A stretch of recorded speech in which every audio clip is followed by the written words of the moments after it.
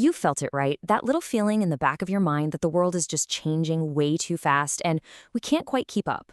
Well, today we're going to dig into exactly why that is. We're looking at how artificial intelligence is basically rewriting the rulebook for everything: our jobs, our society, and yeah, probably our future. You know, this quote, it just perfectly captures that feeling, doesn't it? It feels like the world suddenly started playing this incredibly complex game of chess, but we're all still sitting here with our simple little checkers pieces. We were trained for a different game. The old moves just don't work anymore. So yeah, that old playbook for life, study hard, get a good job, work for 40 years, retire, it's being shredded right before our eyes. So in this explainer, we're going to try and figure out what this new game even is. What are the new rules? Who are the new players? And where do we fit in? Okay, to understand this new game, we have to start with its most powerful new piece on the board. And it's so important to get this. AI isn't just another tool. It's not a faster hammer or a better spreadsheet. This is the first thing we've ever built that can think for itself. Think about it. For all of human history, our tech has been about extending our bodies. A telescope extends our eyes. A car extends our legs. A microphone extends our voice. But AI is totally different. It's the first technology that is a direct extension of our minds. And maybe, just maybe, a competitor to them. And here's where it gets kind of mind-bending. Every single one of us, from the day we're born, starts from scratch. A blank slate. We spend years, decades, just trying to learn what the people before us already knew. AI, it doesn't have that problem. Not at all. This is the key difference. A brand new AI is born already knowing, well, basically everything we've ever written down. And then, and this is the crazy part, it can instantly copy its entire existence, all its learning, to a million other AIs in a fraction of a second. It takes a master craftsman decades to train one apprentice. An AI could create a million masters before you finish your coffee. It's just a different kind of evolution. So what happens when you unleash this new kind of intelligence into the economy? Well, we're starting to see the fallout, and it's hitting the very class of people who thought they were the safest, the professionals, the white-collar workers. You know, when you really look at our education system, it wasn't built to create artists or innovators. It was built to create factory workers. Seriously, the bells ringing to change classes? That was to get you used to the factory whistle. The uniforms, the sitting in rows, the memorizing facts. It was all training for a world that just doesn't exist anymore. And this is the source of so much anxiety today, isn't it? An entire generation, maybe two, were raised on this promise.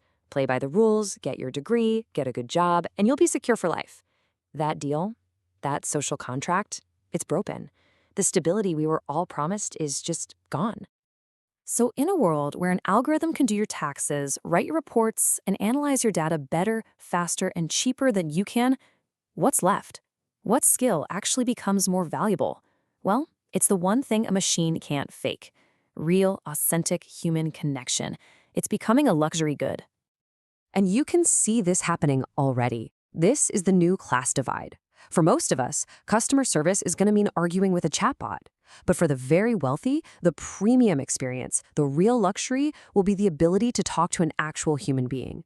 Having a person solve your problem is becoming a status symbol. Now, the scale of this change is just staggering.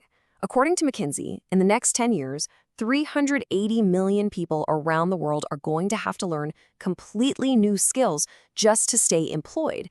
That's more than the entire population of the United States. This isn't just a little shift, it's a full-blown earthquake for the global workforce. This disruption isn't just about our individual careers, though. It's way bigger. It's changing who holds the power in the world. All this wealth and influence from AI, it's not spreading out.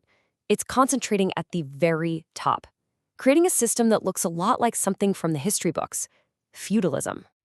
So what on earth is techno-feudalism? Well, back in the Middle Ages, the lords owned all the land. If you wanted to farm or live or do anything, you had to live on their land and pay them for the privilege. Today, the most valuable territory isn't land, it's digital platforms.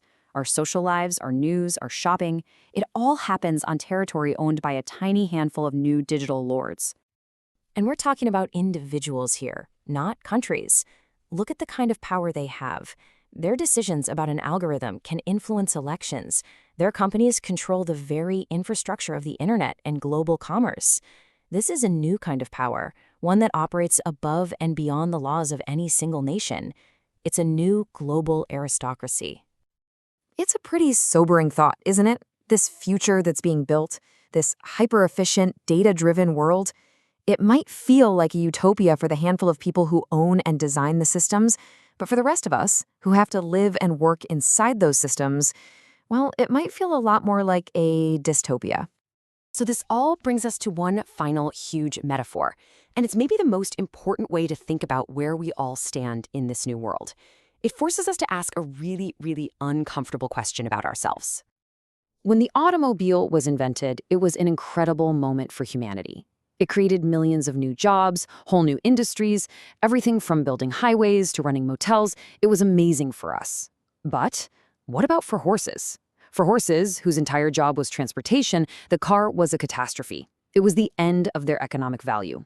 They went from being the engine of the economy to being a hobby. And that's it. That is the question we all have to face now. As AI becomes the new engine of everything, which role are we going to play? Are we the humans who adapt and thrive alongside the new technology, or are we the horse? Are our core skills about to be made obsolete? And this leads to a really important conclusion. For years, AI was a problem for computer scientists. It was about processing power and algorithms. But we've kind of solved most of that. The biggest challenges we face with AI now, they're not technical anymore. This whole thing has escaped the lab.